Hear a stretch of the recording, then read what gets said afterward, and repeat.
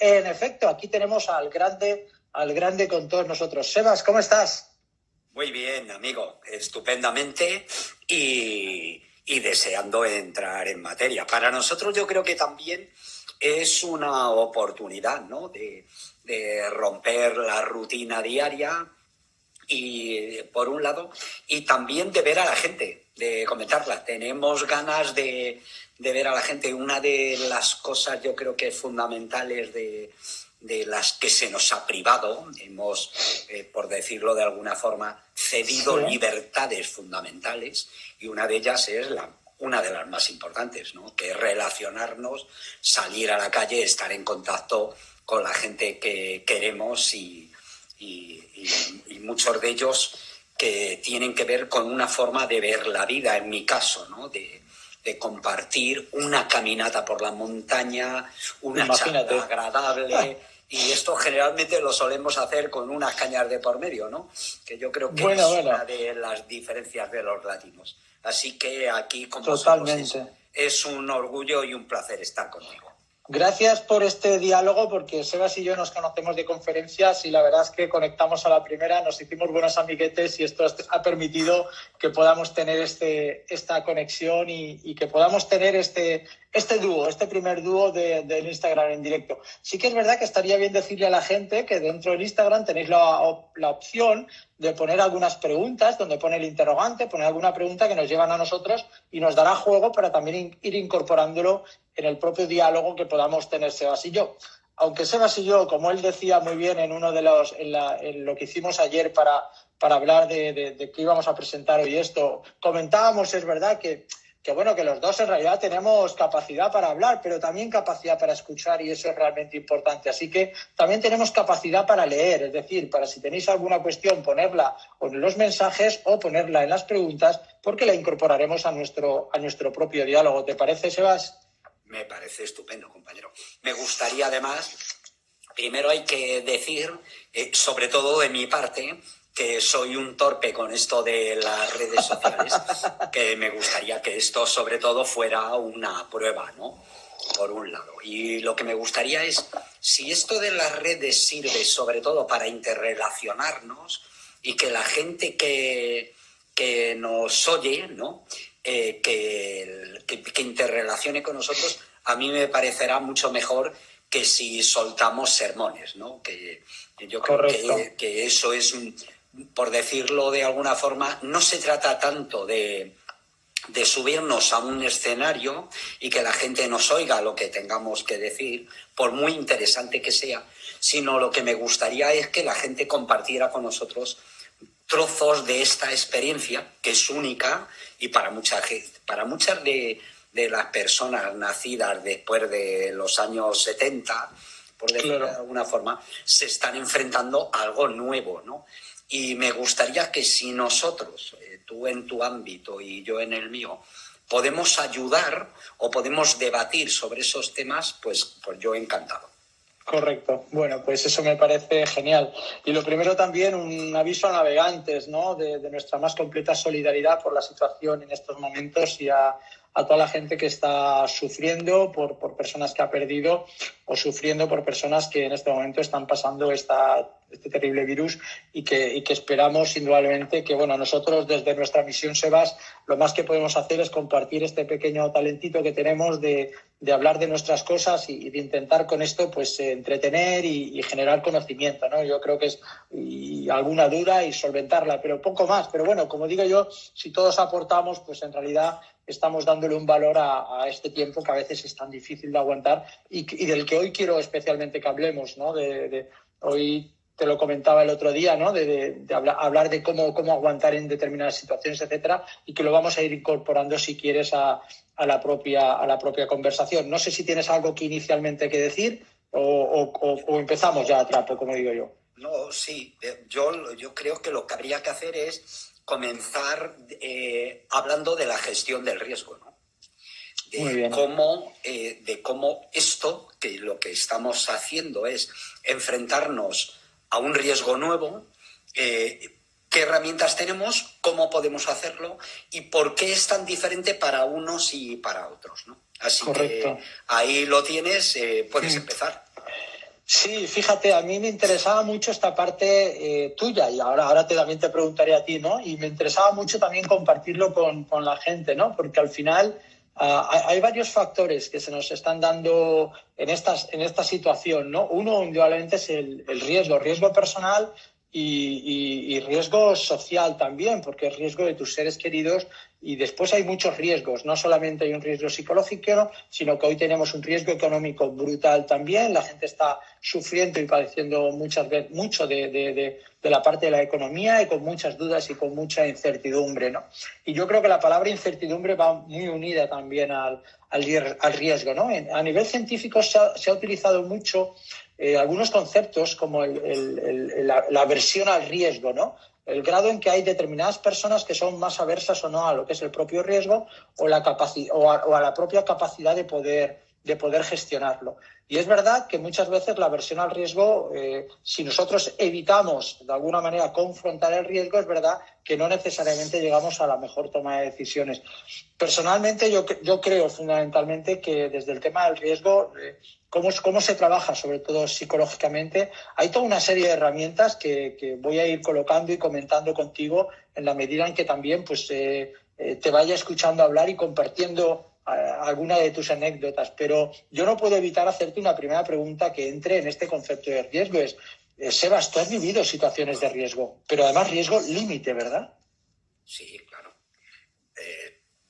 Lo que ocurre es que es tan diferente a que lo primero que tendríamos que dar por aclarar los términos es la diferencia entre riesgo y peligro.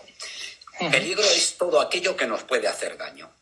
Y que ese peligro puede venir por la naturaleza, por una pandemia, por ponerte en riesgo en una actividad como el alpinismo o vuelo libre, cualquiera de estas cosas a las que me dediqué, ¿no?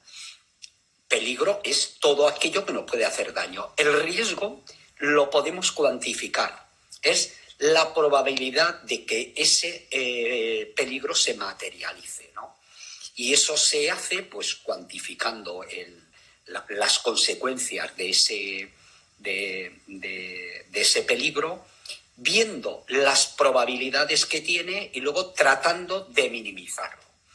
Así que eso que lo tenemos cuando vamos a una montaña, por poner un ejemplo, nosotros vamos al K2, que es una de las montañas más peligrosas del mundo y que, por decirlo de alguna forma, el ratio de gente que sube y gente que muere es una de las más altas.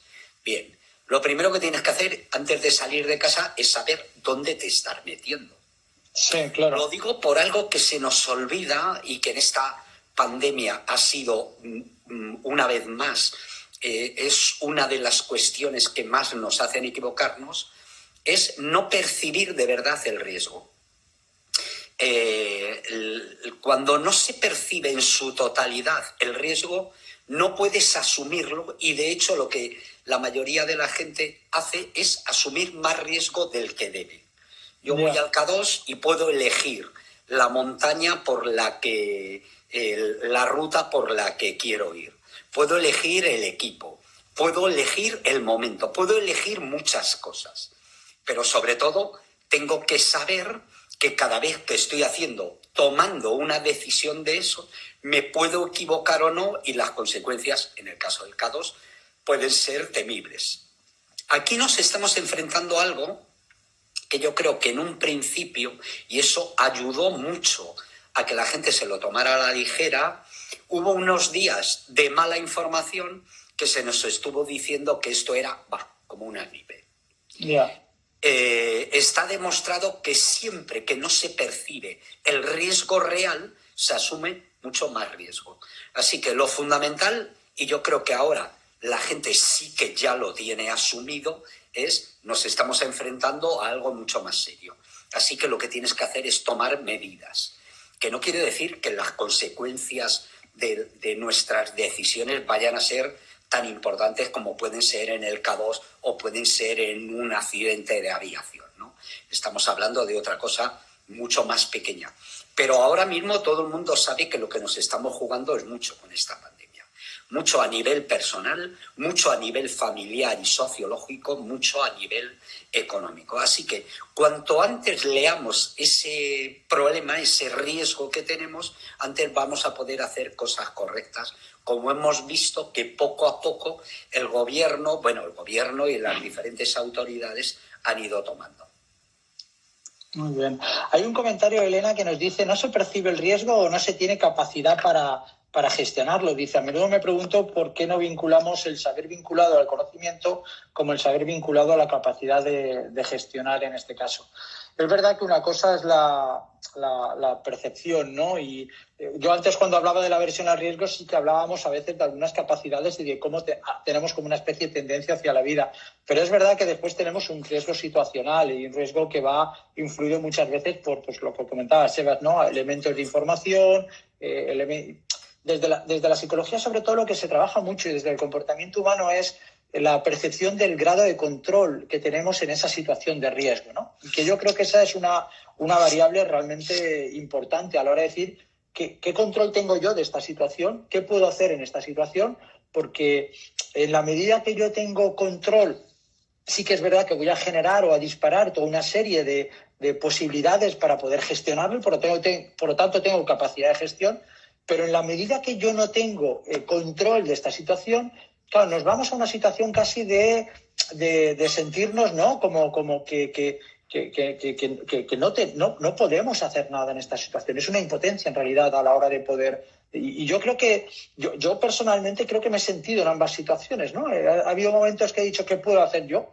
Y esa es la parte que yo sí que le diría a todos los que nos están viendo en directo, y de los que nos vayan a ver después, ¿no? ¿Qué puedes hacer tú también para aportar en esta situación, por muy pequeño que sea? Yo creo que cuando todos decimos el granito de arena, viene fundamentalmente por eso, ¿no? Porque estamos diciendo que aunque por poco que sea lo que puedes aportar o que tú lo percibas, siempre va a tener un grado de influencia, ¿no? Y por lo tanto, intenta hacerlo, ¿no? Intenta dar algo de ti, intenta aportar en esta situación, porque si se nos genera en realidad este sentimiento de impotencia, de no tener control, de no poder hacer nada, wow, es una sensación mala también, ¿eh? Una sensación de decir: me está superando todo, ¿no? Y ahí es donde a mí me entran a veces sentimientos contradictorios, ¿no? Porque si yo no puedo hacer nada, ¿en manos de quién estoy?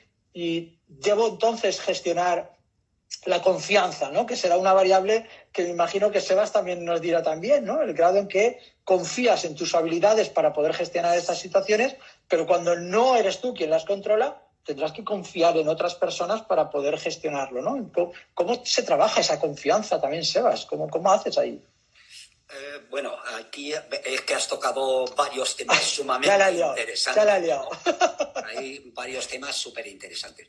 Lo primero, tenemos una responsabilidad individual, que aunque lejana en este caso, también tiene que ver con nuestra vida o con gente a la que queremos mucho. Así que tú también puedes hacer algo, claro que puedes hacer algo, te puedes proteger, puedes seguir las indicaciones de las autoridades, etcétera. Pero sí hay un apartado que yo creo que no se ha trabajado bien, y yo creo que este no es el momento de críticas, pero tampoco es el momento de olvidar que estamos en una sociedad democrática, abierta, libre, en el que podemos, desde luego, criticar a los poderes públicos si creemos que se ha hecho mal, ¿no? Entonces, yo creo que sí que es cierto que al principio ha habido una especie de no saber leer bien el problema al que nos estábamos enfrentando. Uh-huh. Y por eso hemos llegado tarde, ¿no? Y luego yo creo que dos o tres cosas muy visibles, que no quiero decir que no estén las culpas más repartidas, pero hubo cosas como el partido del Valencia en Italia, la manifestación del 8M, etcétera, etcétera. Bueno, por no decir otra serie de cosas que no fueron los mejores mensajes. Porque ¿a quién quién nos debe dirigir? Es decir, no sé si nos dará tiempo a hablar un poco de Shackleton, ¿no? Pero Shackleton es puesto como el ejemplo del liderazgo en condiciones adversas. Bueno, Shackleton lo primero que hizo fue saber dar ejemplo. Y eso es fundamental. Estamos pidiendo a nuestras autoridades que nos lideren y que nosotros los vamos a seguir. Y además este es el momento, y lo digo sin ningún tipo de ambajes, que estamos todos con el gobierno, todos a una, a lo que nos digan y nosotros a obedecer. Y esto es un momento excepcional, espero, de nuestra vida en sociedad, porque luego ya habrá tiempo de críticas y ya habrá tiempo de, viendo el problema global, saber exactamente en qué nos equivocamos y en qué acertamos. Pero hoy estamos con el gobierno. Pero al gobierno le tenemos que exigir que dé ejemplo, que nos mande mensajes claros, que es, ustedes tienen ahora mismo poderes excepcionales, de ustedes les exigimos lo mejor. Ustedes nos van a decir, pero nos lo van a decir con claridad. Y para eso lo primero que tienen que hacer es ponerse de acuerdo. No mandar todos los días mensajes diferentes y a veces contradictorios. Y luego explicar cosas que muchas veces no entendemos o que puede ser, ¿no? En toda Europa se permite caminar, en España todavía no.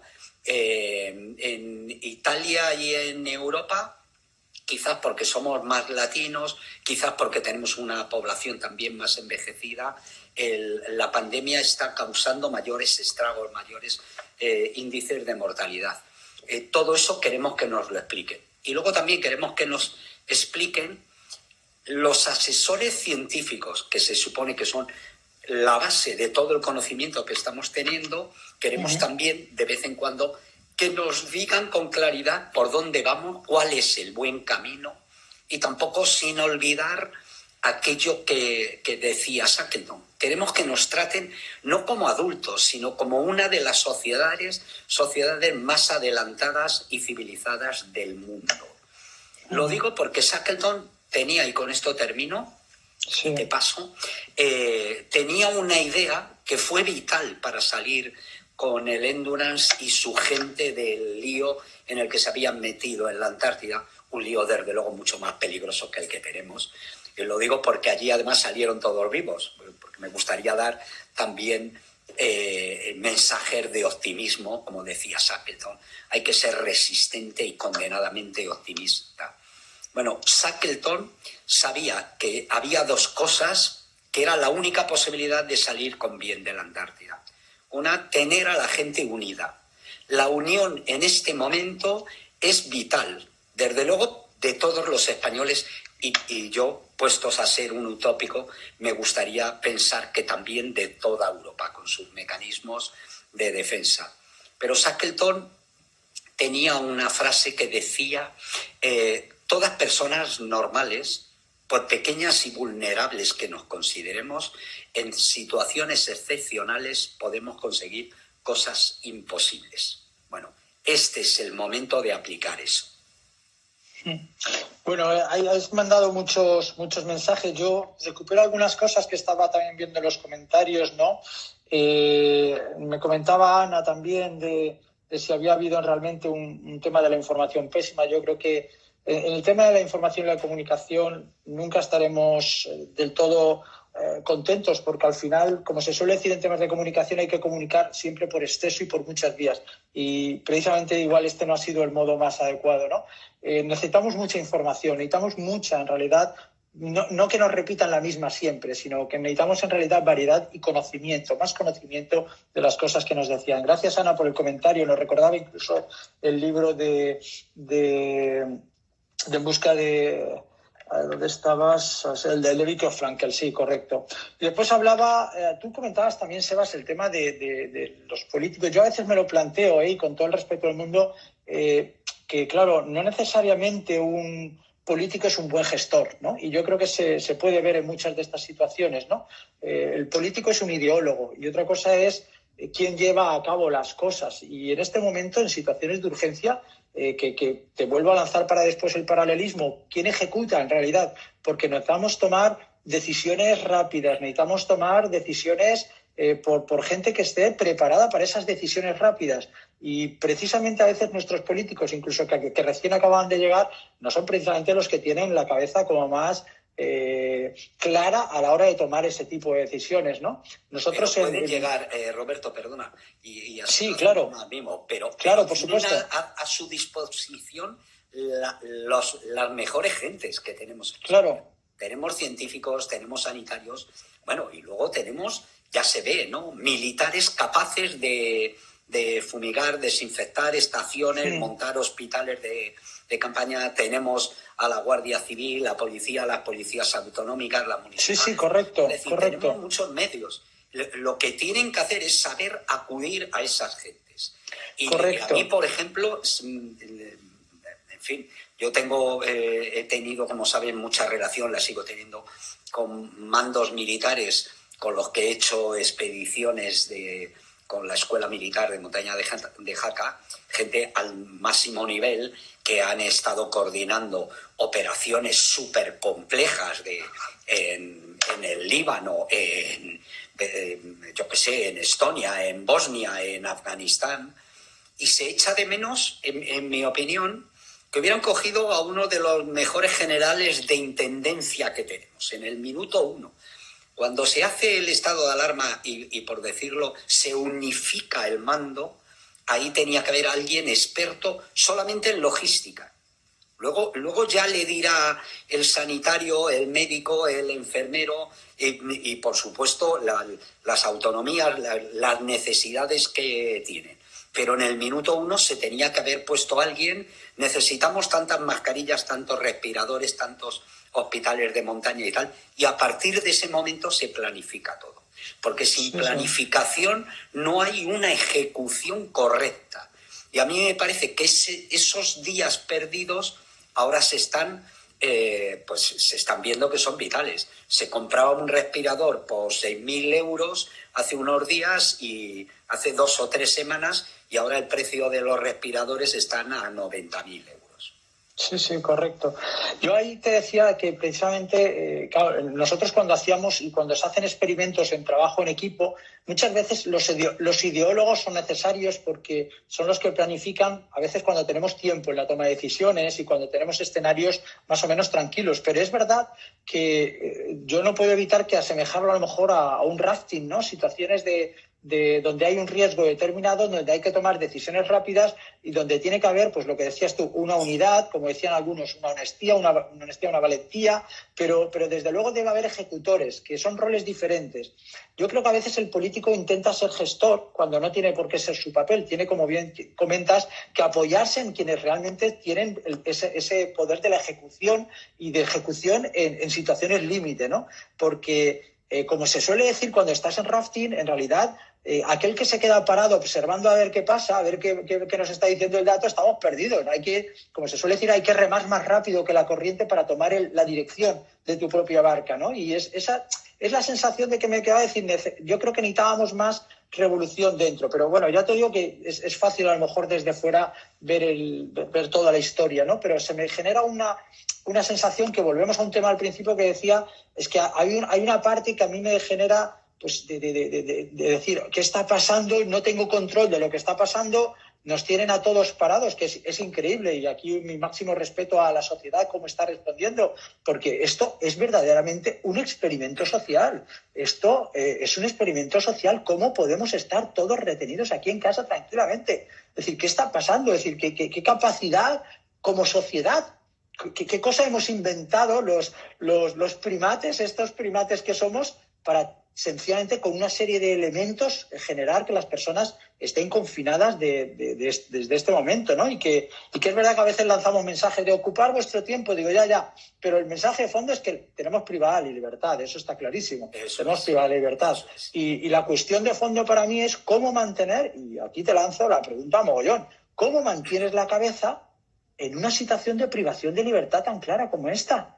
Y que bueno, estamos convencidos que tenemos que estar aquí, pero no deje de ser una privación de libertad. ¿Cómo mantienes la cabeza? Porque ya han pasado un par de semanas, yo creo que las primeras se pueden aguantar, pero ¿qué nos viene ahora? ¿Cómo vamos a aguantar esto? Bueno, ya estamos. Danos alguna idea, Sebas.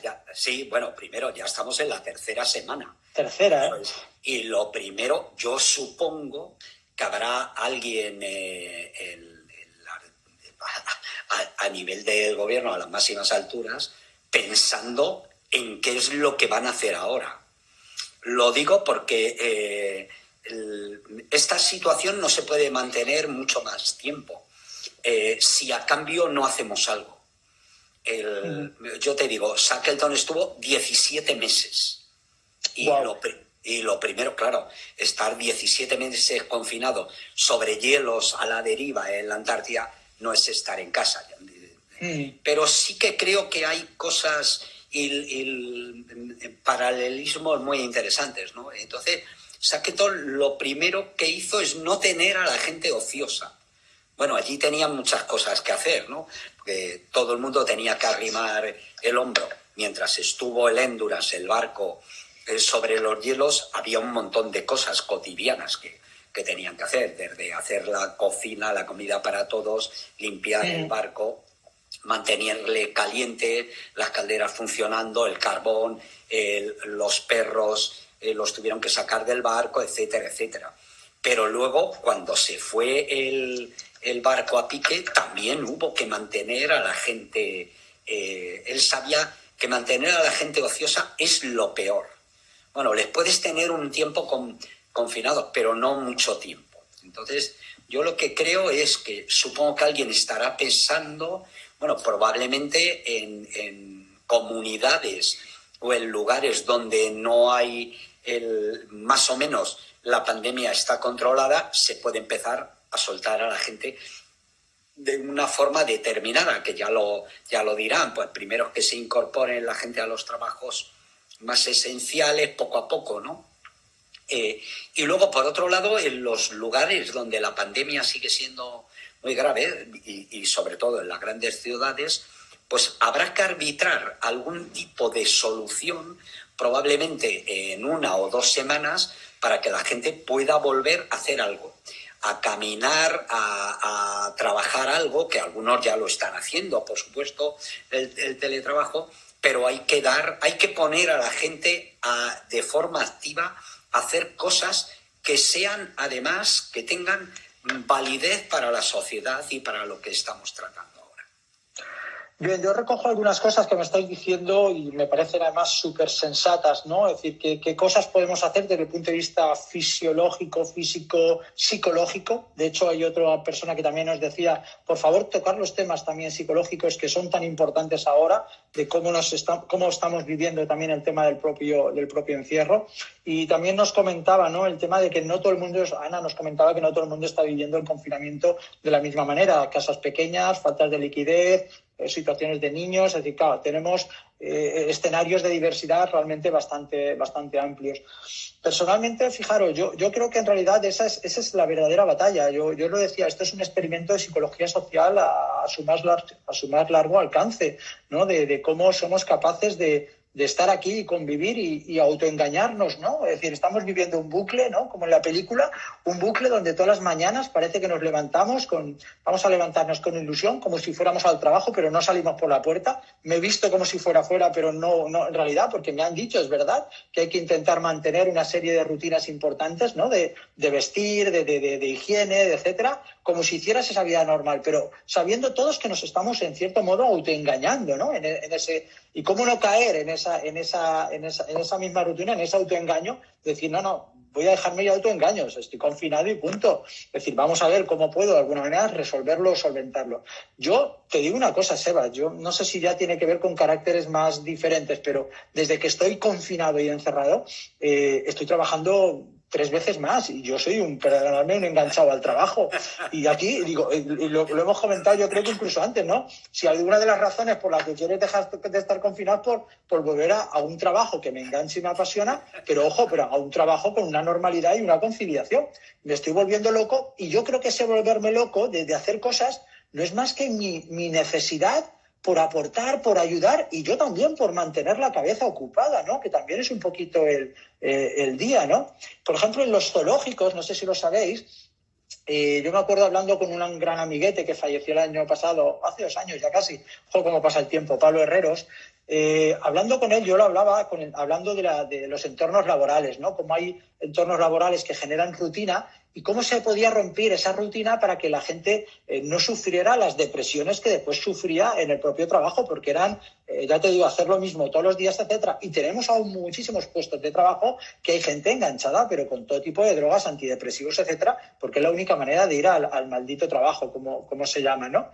Y me acuerdo que él me comentaba, dice, imagínate en este caso un animal que está encerrado en un zoológico, donde todas las mañanas no es que solo tiene la misma rutina, es que tiene los mismos escenarios. Y yo decía, ostras, en realidad estamos casi viviendo nosotros eso. Tenemos el mismo escenario todos los días. ¿Y sabéis lo que les hacen? Les intentan hacer cambios en el propio escenario. Me acordaba del Bioparque aquí en Valencia, donde les hacen pues el cumpleaños de alguno de los animales. Modificaban estímulos para que de alguna manera nuestra mente sintiera, porque nuestra mente tiene un hambre estimular. Y cuando llegamos a una situación donde vemos los mismos espacios, las mismas habitaciones, las mismas caras, las mismas personas, claro, hay un punto donde la mente necesita en realidad esa diversidad y ese estímulo que no estamos teniendo. Por lo tanto, yo mandaría un mensaje también de, por favor, estimularos a nivel de intentar buscar escenarios diferentes dentro de la misma casa, desde diferentes puntos de vista. Por ejemplo, yo ahora estoy intentando pillar a mi niña para seguir aprendiendo a tocar el piano o ponerme a programar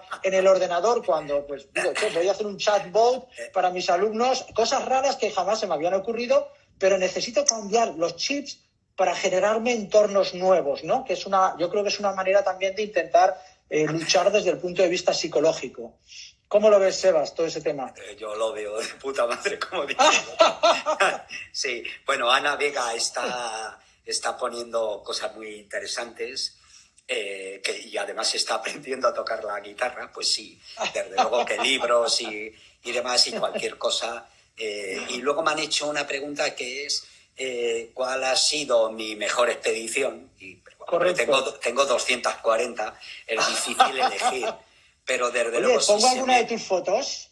Si se me pregunta cuál ha sido mi expedición más dura, pues son expediciones en las que he salido perdiendo emocionalmente. No tanto porque haya sido, sin lugar a dudas, a nivel físico, probablemente la expedición al Polo Norte del año 99, pues es de las expediciones más duras que hemos hecho. Pero a nivel anímico, los dos accidentes graves que tuvimos en 1994 y en el año 2003, el ver morir a gente joven para la que no estás preparado, pues eso en mi caso me destruye emocionalmente y no es que me haya recuperado de esa historia. Con eso terminas aprendiendo a convivir con esas ausencias, ¿no?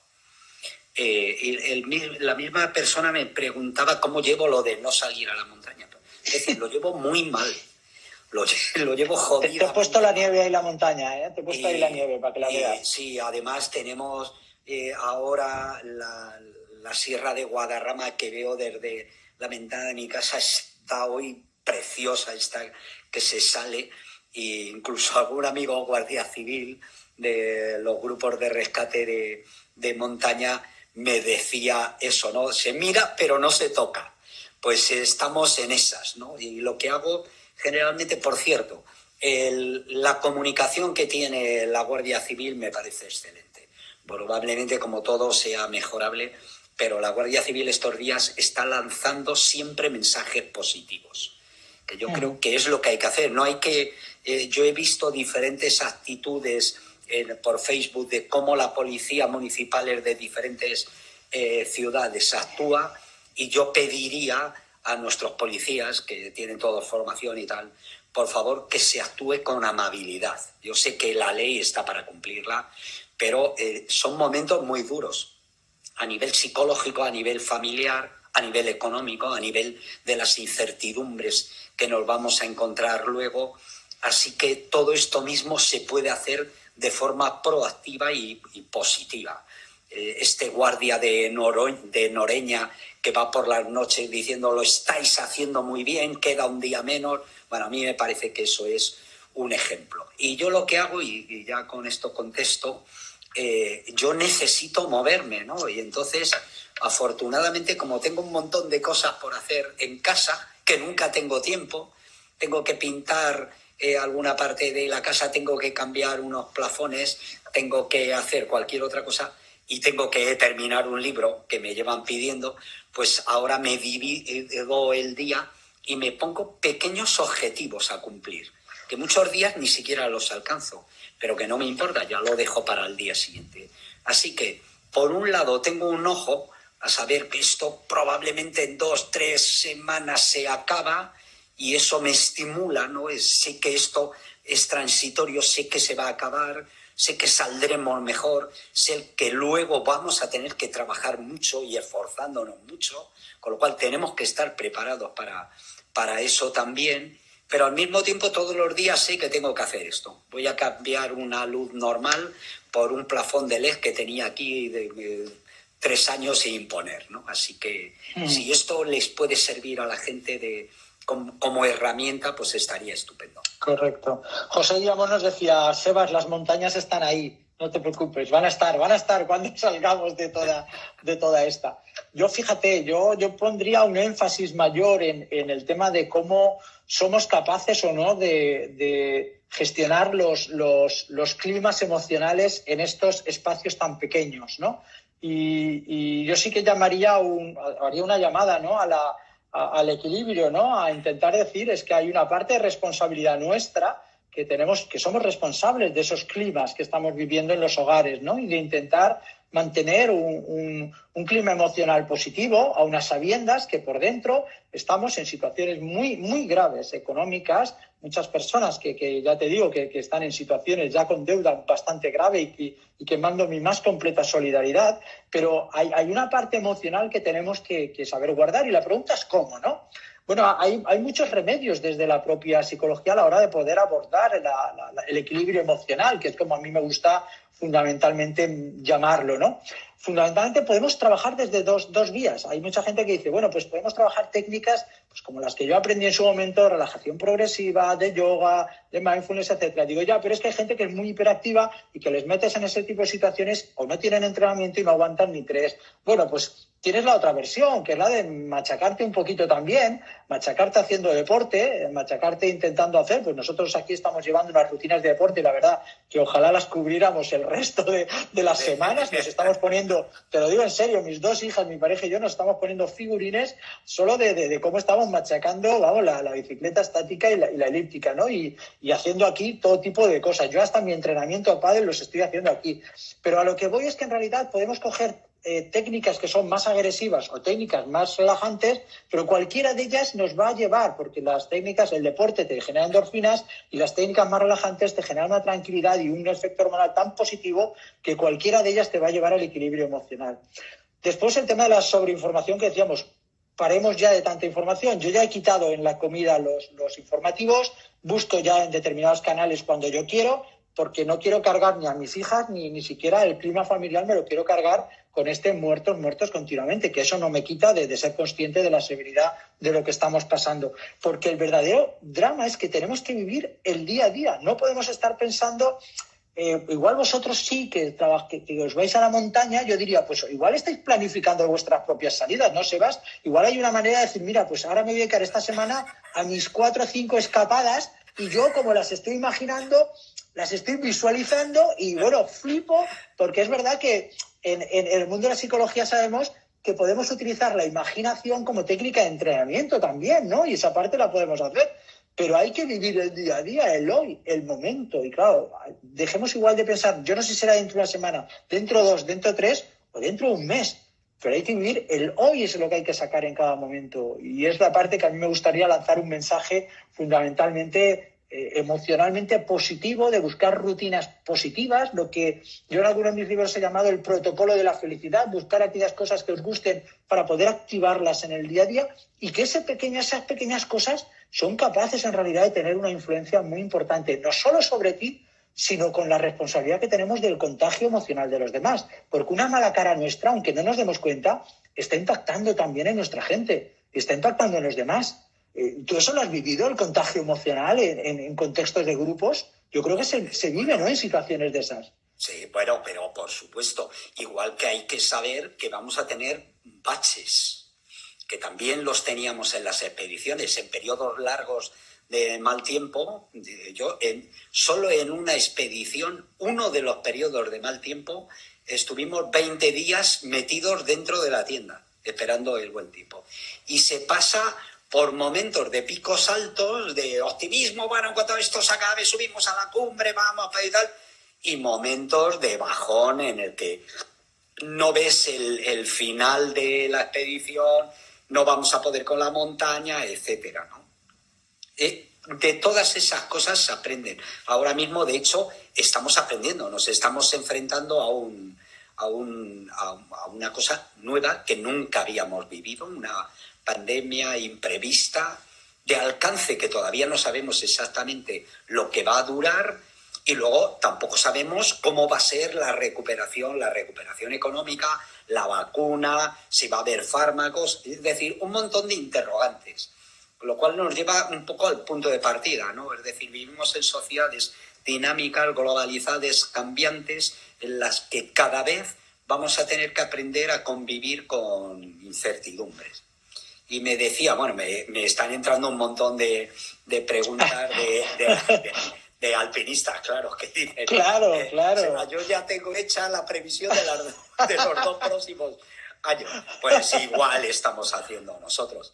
Y por cierto, un buen amigo, bueno, esta fotografía es la cumbre del Vinson, que es la montaña más alta de la Antártida, de unos 5.000 metros, ahí con 2 buenos amigos. Wow. Que ha sido el sitio del mundo, la montaña que más frío he pasado en toda mi vida, pero con mucha diferencia, ¿no?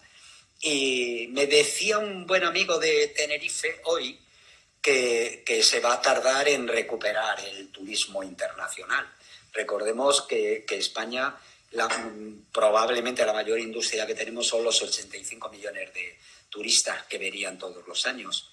Bueno, quiere decir que probablemente este año y el que viene, sin embargo, vamos a tener la oportunidad de hacer un buenísimo turismo interior en España.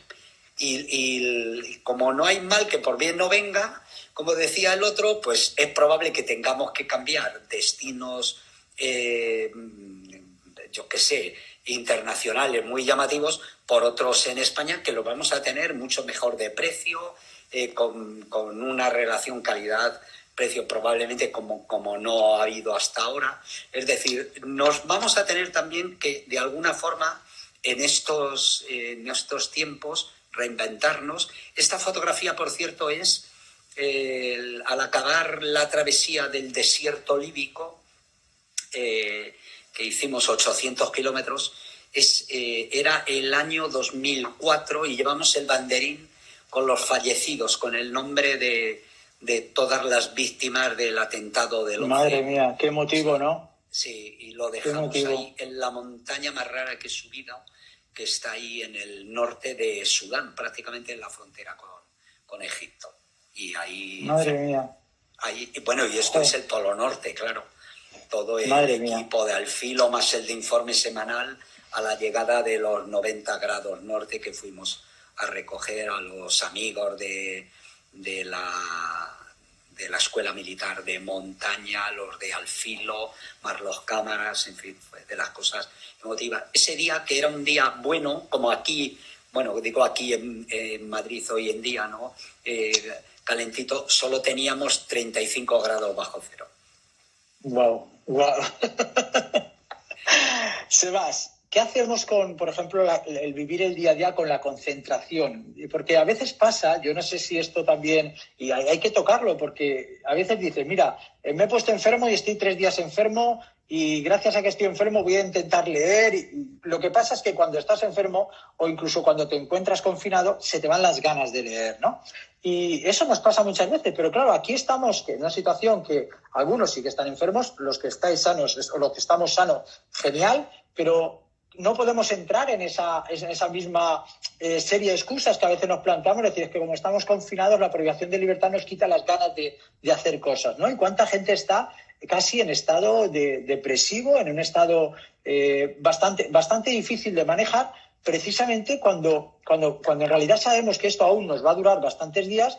Y cómo decirle a muchas personas que aprovechen a lo mejor más este tiempo dentro de lo que puede ser contactar, yo sé que es difícil, pero contactar con la oportunidad real, de tener un espacio pues para hacer otras cosas, para una buena lectura, para ver esas series que no has visto con tu pareja o con quien quieras, para compartir, porque incluso con redes sociales, bueno, yo creo que todo el mundo estamos tirando ya y tomándonos cervecitas online incluso, es decir, que estamos buscando muchas maneras y cómo sacarle más partido. A mí me preocupa especialmente desde un punto de vista profesional, de decir, ostras, tienes un parón de 2, 3 semanas, 4 semanas, ¿por qué no haces un cambio de chip como si hubiera sido un retiro para pensar estratégicamente en tu negocio? ¿Cómo vas a volver a lanzarlo? Aquel que pueda, por supuestísimo, o cómo vas a volver a tu puesto de trabajo.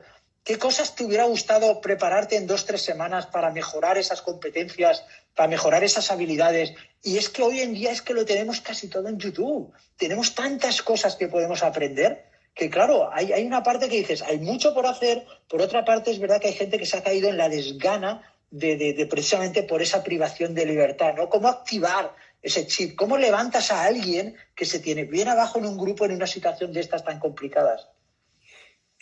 Yo creo que lo que más necesitamos ahora mismo, Roberto, es liderazgo y unión. Esas dos cosas. Y luego ya habrá tiempo de arreglar otra serie de cosas, ¿no? Yo creo que cuando esto pase, lo primero que tenemos que hacer es una lectura crítica con inteligencia. No estoy hablando de tirarnos los trastos a la cabeza, sino de saber leer qué es lo que hemos hecho mal, de todo lo que teníamos, qué podemos hacer para que el sistema sanitario sea más eficiente y mejor, qué tenemos que hacer para que la siguiente no nos pille en pelotas como nos ha pillado aquí. Pero ahora mismo lo que necesitamos es un liderazgo claro y echo de menos todos los partidos políticos, toda la Cámara, todas las instituciones civiles, sociales, los sindicatos, los empresarios, todos juntos, aunque sea cada uno confinado en su casa, para no saltarse el confinamiento, pero diciendo, señores, estamos aquí, con todas las autoridades del Estado, es decir, con todos los presidentes autonómicos, y con un mismo mensaje claro.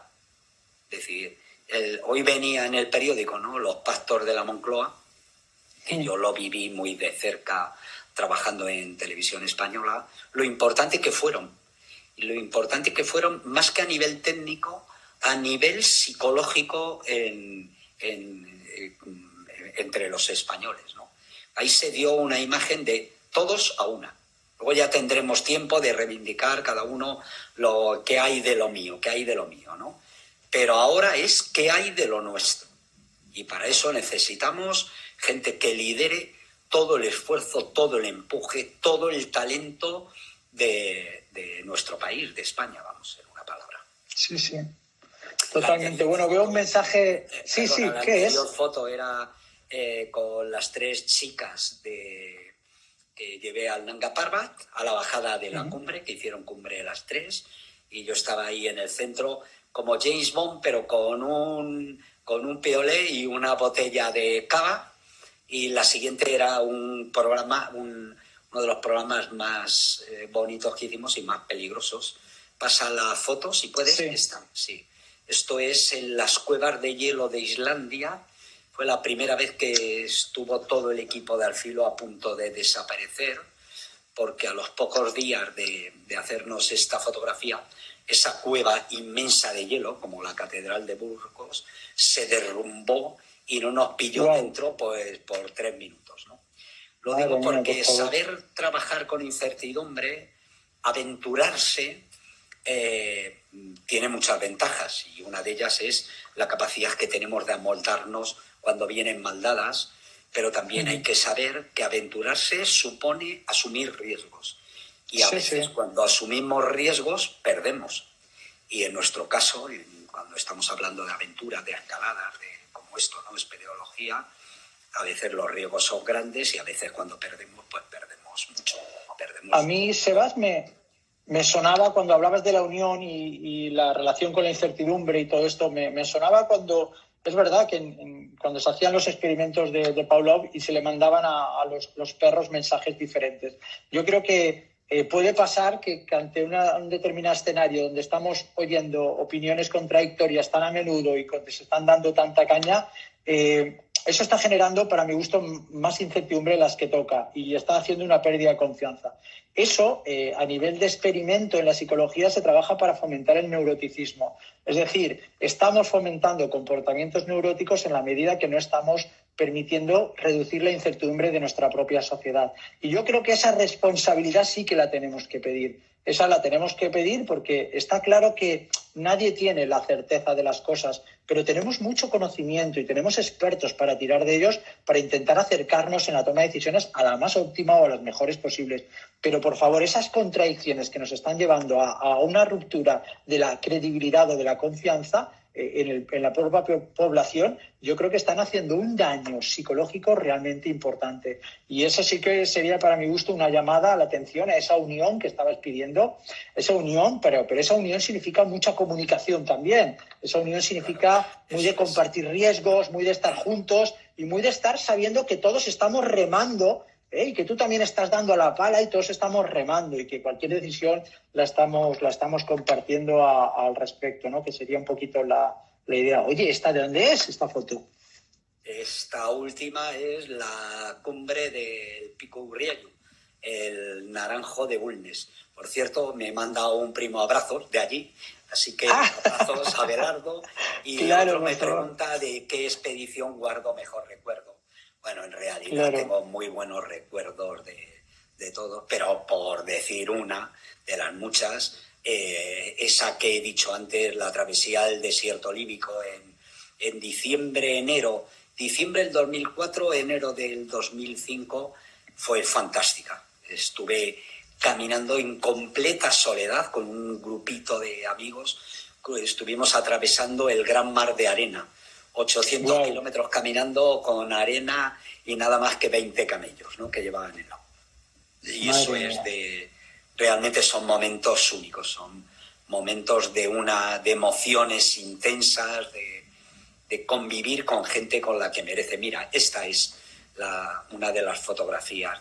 Pasamos 2 meses en el desierto del Sáhara, en la zona más profunda y dura del desierto del Sáhara, ahí en la frontera, ahora casi prohibido, ¿no?, de Egipto, Líbano, Sudán y Chad, que es uno de los puntos calientes del planeta, pero que realmente fue fantástico todos los días. Fue de esas cosas que doy gracias. ¿Y motero también? Doy gracias a la vida, sí, soy muy motero. Esto lo saco menos porque mi hijo también es motero y mi nieto me está pidiendo moto. Y me han dicho que esos ímpetus moteros que se los tenemos que calmes, un poco, ¿no?, al niño de momento. Pero sí, he atravesado, tengo unos viajes en moto fantásticos. He hecho la ruta de la seda varias veces, he atravesado el Tíbet 2 veces, el desierto de Taklamakan, el Karakorum, el Himalaya. Madre mía. Sí. He tenido una vida muy divertida y esto es pues en uno de los lugares más perdidos de la Antártida, que es la base de Novo, una base rusa que suministra a todas las bases de la Antártida, que ahí tienes en el Tupolev S, te llevan y sin parar el avión se va y estás a 25 o 30 grados bajo cero y o te vas corriendo a meterte en algún sitio cubierto o tienes... Sí. Bueno, compañero, deberíamos de ir cerrando. Nos quedan 3 minutitos, sí. Yo creo que vamos a ir cerrando. No sé si quieres que comentar alguna... primero, y esta fotografía haciendo el Camino de Santiago en invierno. Lo primero que debería de decir es agradeceros a todos los que habéis entrado y a decir que, mirad, si os ha servido de algo, de momento hemos estado 1 hora charlando en el que todos habéis aportado y en el que la cabeza dirigente ha sido aquí de Roberto, así que agradecerle a Roberto, agradeceros a vosotros. Y luego mandaros un mensaje de optimismo. Sé que estos son momentos muy duros y sobre todo momentos muy duros para gente, para familiares de gente que está falleciendo ahora mismo. Deciros que, como pensaba Shackleton, siempre, incluso en los peores momentos, hay lugar para la esperanza. Y necesitamos optimismo y necesitamos esperanza. Así que agarraros a un clavo que es vuestra familia, la gente que os quiere. Si no os quiere nadie, buscaros gente que os quiera, que el compartir, todo lo importante se hace en grupo y se hace con buena gente a tu lado. Buscaros, si estáis trabajando, buenos equipos. Es el momento de preguntaros y de miraros a vosotros dentro. Muchas veces no tenemos capacidades ni tiempo de reflexionar sobre nuestra vida. Este también es un buen momento para eso. Y nada más, daros las gracias, salud y amistad, siempre al filo del imposible. Qué bueno, qué grande eres, Sebas. Muchísimas gracias por haber aceptado desde el primer momento esta propuesta que te hice, por habernos arriesgado los dos en unas técnicas que, bueno, yo Instagram, pues porque me ha formado mi niña Sara de 14 años con profundidad, y yo a ti, y así que hemos ido los dos así de la mano el uno con el otro, pero ya sabemos que no tememos a este riesgo precisamente.